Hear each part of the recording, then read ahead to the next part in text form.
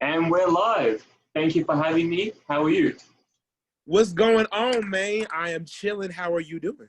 Yeah, not bad. Just sitting here getting excited for the interview. Hey, man, I want to say, first and foremost, shout out to you and thank you for, reaching out. Anyone that ever wants to talk to me about my music, I greatly appreciate. So thank you, first and foremost. It's all good. It's my pleasure. So, first of all, tell me, how did your DJ thing go? DJ was cool, man. Over here in America, coronavirus is, fucked up right now.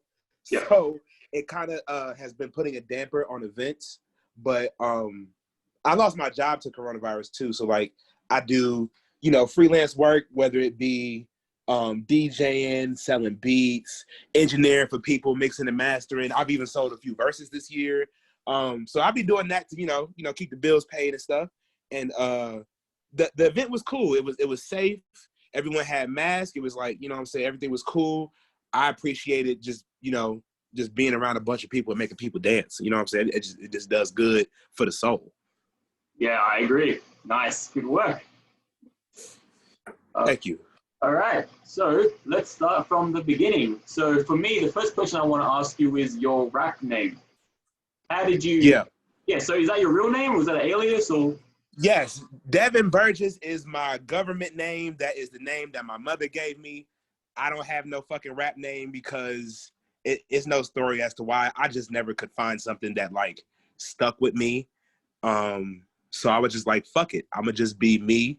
And I feel like a lot of the artists that go as their government name, their music is different almost in a way, if that makes any sense. So I don't know, I'm kind of following that little trend, I guess. I wouldn't call it a trend, but for lack of better words. So who is your top favorite artist who uses their own name? Damn. Shit. Probably off the top of my head, it would have to be Kendrick Lamar. I hope that's his real name. That's his real name, right? Let me search this up. Okay. Yeah, because, I never bothered to see if that was his actual name, but, if that is, then, yeah, probably Kendrick. Kendrick Lamar Duckworth. Okay, so, yeah, that's his middle name. Okay, so that still counts. Yeah, Kendrick all day. Nice. I was thinking of Tupac. Tupac. See, that was a good one, too. That was a good one, too. Shakur. That's his name. Man, you want to know what's crazy? So, I grew up, my mom listened to a lot of Biggie growing up, and that was someone who I gravitated towards. It's kind of either your parents either listened to Pac or Big, and then they either listened to Prince or Michael Jackson. Some people did both, but a lot of people seem to do one or the other. So my mom was a big Biggie fan, and that was someone who I gravitated towards. I got into Tupac very late. Yeah.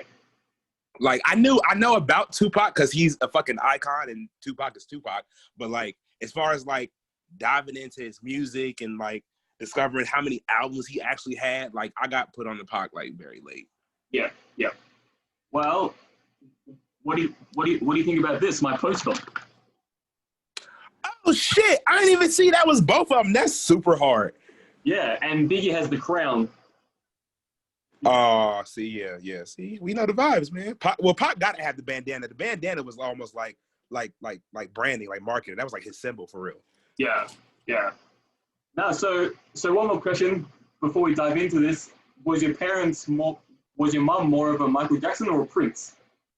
I want to say my mom was more Michael Jackson more than anything. Yo, what's crazy? I used to be the biggest Prince hater. I was yo, fuck Prince. Not fuck Prince, but just be I just didn't fuck with him for real. And that was someone who it took me to get older to really appreciate him and understand that that man played every single instrument and he was a perfectionist and just a crazy individual. So now that I'm grown, I can say that I fuck with Prince. I love Prince.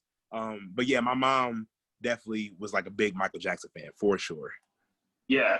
Well, one thing that's funny, as soon as you came onto the recording, I was thinking you must have been a combination of an Andre 3000 and a Rick James fan. Because you look like a combination of both. The party vibes and the Andre 3000. Hey, y'all look. I'm dead. That's so funny. Okay, so all of this right now. Okay, so there is a reason for this. I actually just left my event with this on. This is what I do. So when I put on my wig, I am Keisha. Keisha is like my producer alias / alter ego thing that I've been doing for like the last year or so. And so whenever I do events, or if I go like do a beat set, or if I go DJ, put the wig on, you know what I'm saying? Everyone addresses me as Keisha. It just kind of like lightens the mood because I'm a big dude and I get how like I can look intimidating from afar. The wig kind of like dampens all that. Like I feel like I'm more approachable with the wig on, and people like just seem to gravitate towards me more when I have this wig on. So I put it on damn near every other time I leave the house. You know what I'm saying? And yeah, this is what we doing. Nice. Well, I love it. Yeah, like I said, the Hey Ya, Rick James kind of vibe. I love it. Yes. Yeah, I've definitely gotten both those comparisons before. Well, for good reason. All right. For sure. So let's talk about your early career. So how did you get, well, I guess you just told me your mum was into Biggie and Michael Jackson, but how did you realize you wanted to be an artist? Man, you want to know what's crazy about that? Like, I think about this shit a lot. And I never, like, basketball was my first love. Like, as far as, like, having a career path, I was like, I want to play basketball. Like, that's all I wanted to fucking do. I played basketball for a decent amount of time when I was little. And then my grades started to slip. So my mom took me out of basketball and told me to, like, you know, focus on my grades. And so from there, I kind of got into music. But, like, when I look back on my life, it's certain things that I used to do that, like, almost prepared me for this path, but just, like, subconsciously. So, like, when I was little and I used to go to my dad's house, my dad used to like have a bunch of mixtapes and stuff on his computer. He would download all types of music and shit, right?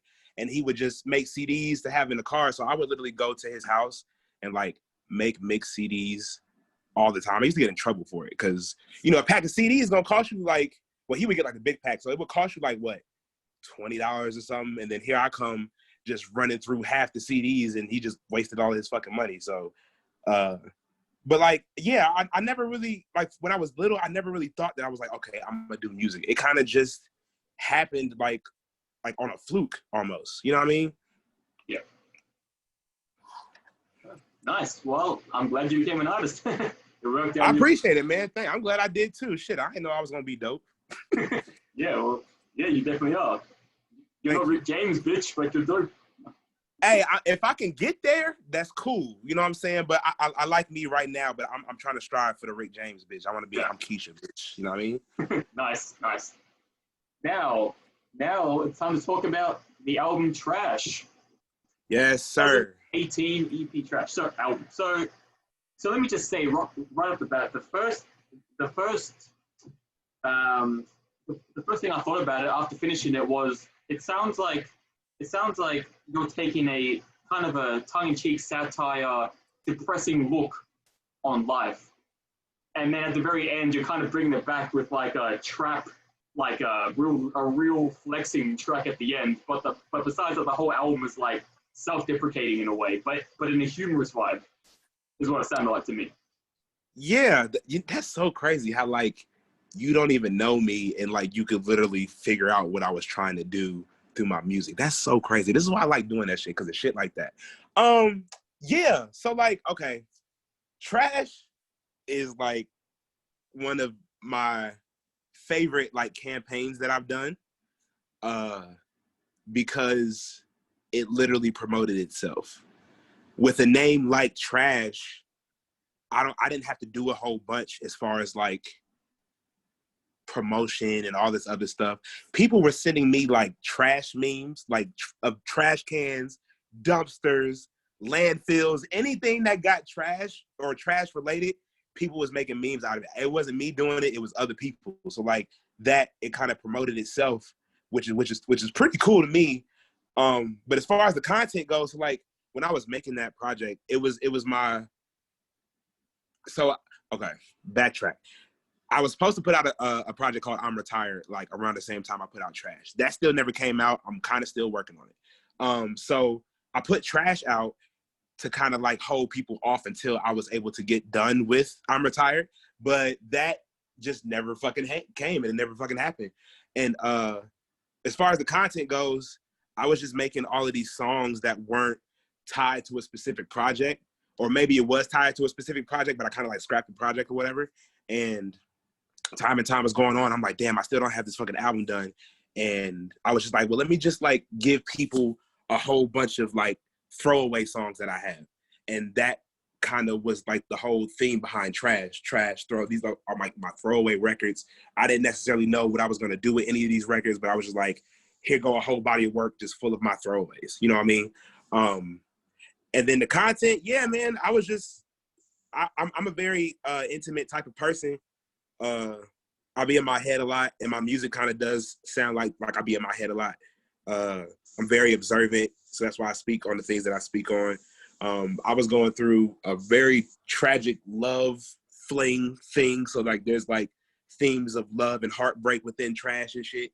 But yeah, it's just all about like, I don't know.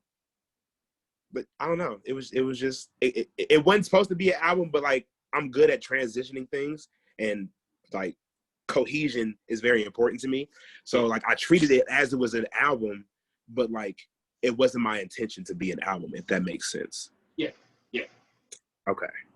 Well, I gotta say one thing I had to shout you out on. I heard it when I was listening to the album. The sample of Friday. Why don't you take out the trash, boy? It's like, I forgot. It's like, I was asleep. I wish you were asleep right now.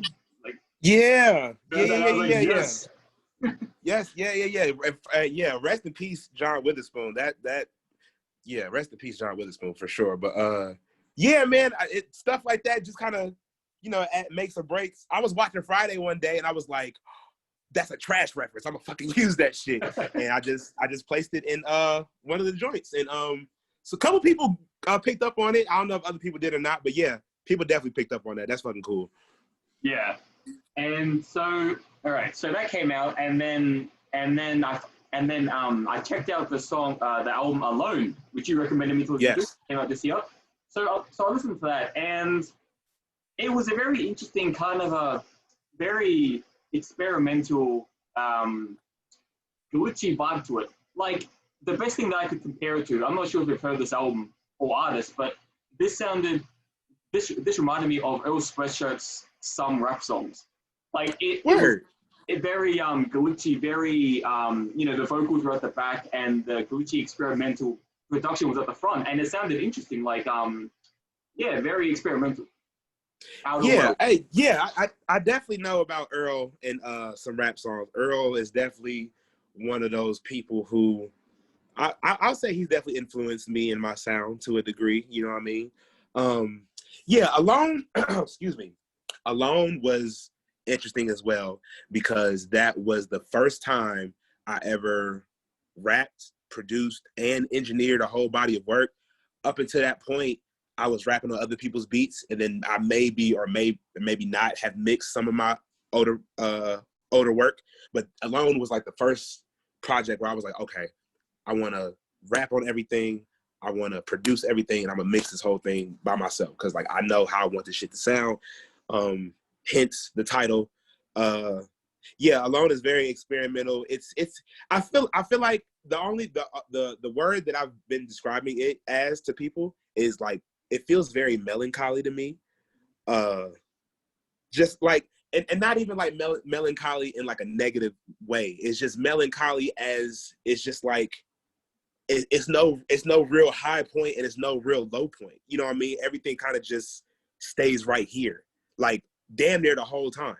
Yeah. It's definitely been some of my most personal raps. It's some of my favorite raps on there, because making that album was stressful, and it was liberating. Because I was taking on a new challenge with doing all that by myself, you know what I'm saying? That also was the same reason why it was stressful, because I'm my own worst critic, and if I don't detach myself from my music, stuff will never come out. But yeah, it was. I'm glad I was able to get that out. I felt like it was something that I needed to do, like specifically for me. Yeah. Well, you know, the one thing I love hearing the most in people's discography is like, for example, I've interviewed a Logic, Ill Poetic, who Ill Poetic told me to come listen to your music. So he shouted you up. So throughout listening to all these different discographies, I love hearing diversity, and they all have that. And like it was really good to hear from Trash to Alone, the very different sound, and that's what I'm looking for. I'm looking like I love hearing. Like, I hate hearing the same old sound in every album in someone's discography. It's like, what's the point? You're just releasing the same thing. So it was really refreshing to know that you went from one extreme to the other. A real jazzy, self-deprecating, funny album to this. It was, like, I love the contrast. Yes. Damn, what was I about to say? Yeah, that's the Kanye in me. That really is the Kanye in me. Because, like, Kanye, that's what he sells. Like, every album he tries to reinvent himself, and I'm not saying that like I reinvented myself every time. I wouldn't even bother to say that. But like, I definitely try to approach each project differently. That's one of the reasons why it takes me as long as it takes me to write and to like put stuff out, because like I don't want to repeat myself. You know what I mean? And if I feel like I'm repeating myself, then potentially someone somewhere else will be able to notice that. And that's what I don't want to happen. You know what I'm saying? So like, to like, maybe like the untrained ear, it may sound similar, but like, if you understand things as far as like music goes and nuances, yeah, Trash and Alone are two totally different albums. They have like similar tones, but like, if you want to put one next to the other, yeah, no, they're definitely different, and I that was purposeful. I did that on purpose for sure. Yeah, that's really good. And also, like a quick question before we go on, I use YouTube Music as my platform, and it says here there's a 2020 album from you. It's Excalibur 2. Is that your album? Or? Okay, so Excalibur 2. That is the album that I produced for my homie. His name is Ronan Holloway. So I did all the production, and he just rapped the whole time, and I mixed the album as well. Yeah, that was fucking cool. So what I've been doing, because I put Alone out this year. It was at the top of January, but if I did that, obviously all the songs were written in 2019, right? What's this year? 2020? Yeah. Okay, yeah. So I've been trying to figure out, you know what I'm saying, what I want to do. It's about to come up on a year, so I'm trying to get into the swing of things. As I mentioned before, I do rap and produce, but the way my brain works, I can't do both at the same time. If I'm rapping, that's all I'm doing. If I'm producing, that's all I'm doing. Engineering, I can do within all of that because I'm not necessarily attached to everything because the music isn't mine. But yeah, so now I'm kind of putting something together right now. I'm just taking my time with it. I'm not trying to rush anything. But I've been producing a lot this year. I've produced several bodies of work for people. Ronan is one of them.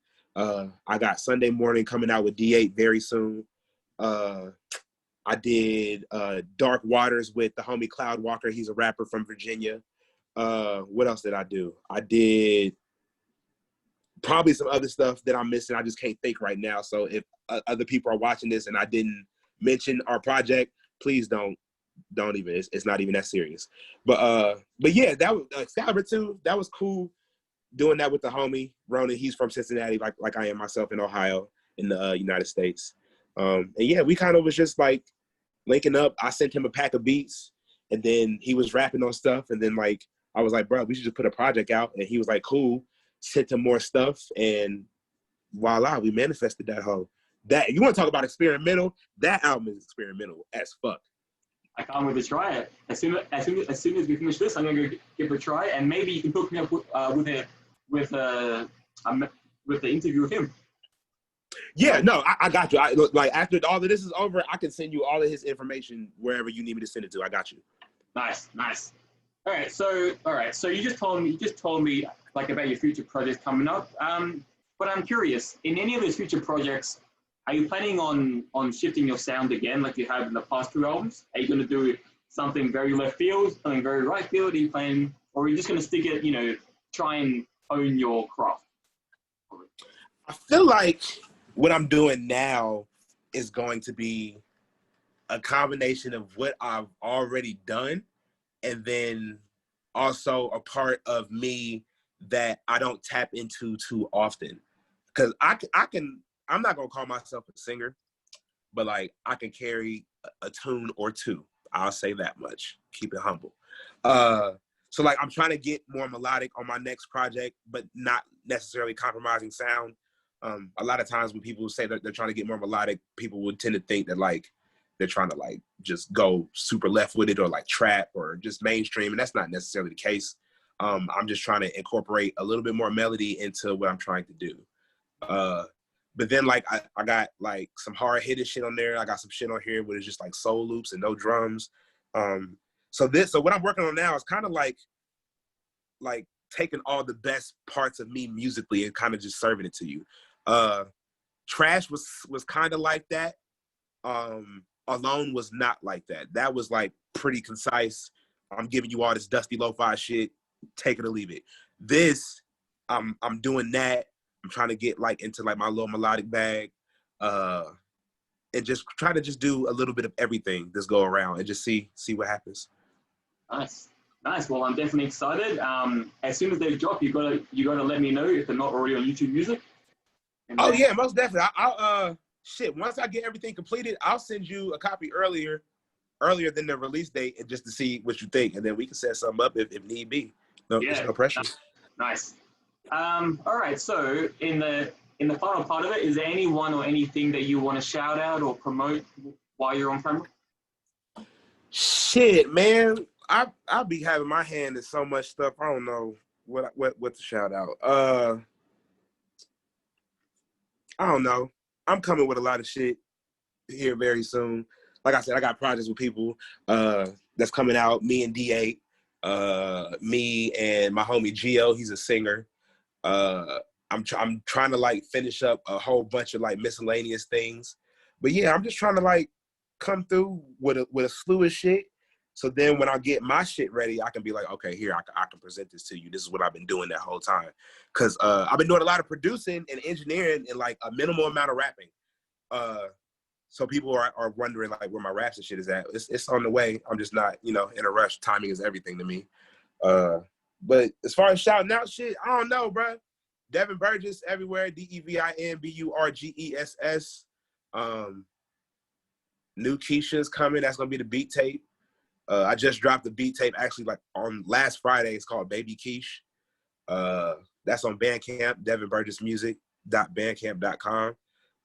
Devin Burgess on all streaming platforms, soundcloud.com/Devin Burgess Music, Instagram, Devin Burgess Music. You know what I mean? If you see a grown man in a wig, that's more than likely me. Holla at your boy. Nice. All right, cool. So we got that out of the way. And the final thing I want to say before we go is I actually write not only album reviews but written articles comparing two artists. I don't do it often because it's really hard for me to do because it's really long and really detailed. But I'm going to tag you in it as soon as we're finished. I think you might find it interesting because it's Prince versus Michael Jackson, and I do a massive article on it. And I want to know your opinion. If you have time to read it tomorrow or whenever. It's super long, but it's super detailed, and I think you might appreciate it. Okay, I got you for sure. Yeah, and I also have Kendrick versus Lupe Fiasco, which I think is an interesting debate. I wish Lupe would leave Kendrick alone. I feel like Lupe don't even do nothing or say nothing about Kendrick like before the internet makes it a thing to pit them two against each other. I feel like Lupe be chilling, and then like the internet puts him in a weird position, and then he says some shit, and then like motherfuckers go crazy. But like, yeah, both of them are dope artists, and that's just the end of the conversation. They're just both dope. Love it. Straight to the point. All right, cool. Yes. Thank you so much for your time. Like I said, whenever you have new music out, send it to me. And then thank you for having me. I appreciate you. Yeah. I got you. I definitely will send you all the new stuff when I got it. Matter of fact, I might even send you some demos that I'm working on right now. Actually, when we get off here, I'll send you a couple too. Yeah, all right, cool. And I'm gonna post it to the group and make sure everyone's hyped about all your releases. And let's get you pumping on this group. Yes, sir. Thank you so much, bro. I appreciate you. Bless, love, all the love in the world. Yeah, same to you. Make sure you get some sleep now. It's been a long night. Oh yeah, that's what I'm about to do. I'm about to finish the rest of this blunt and lay my ass down because I gotta go DJ tomorrow again. Nice, always working. Love the hustle. Yes, sir. Thank you, bro. All right, thank you again. Have a good one. Peace. You too.